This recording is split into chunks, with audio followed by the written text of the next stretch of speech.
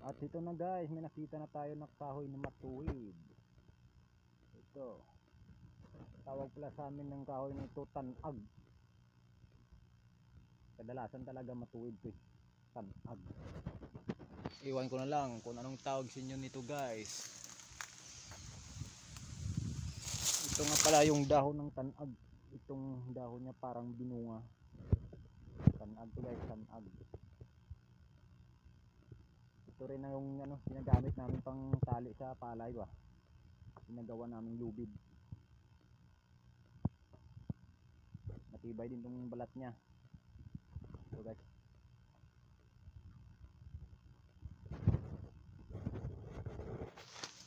So yun. At atin na pupukanin.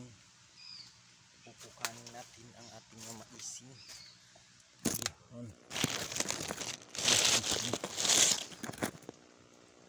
Yan.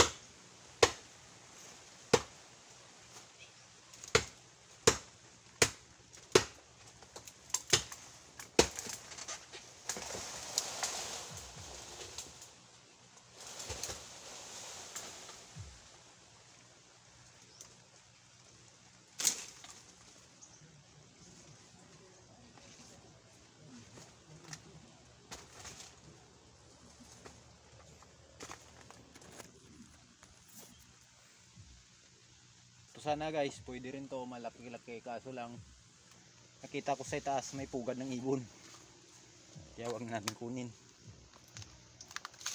Ibon na tukmo ba? Tukmo tawag doon.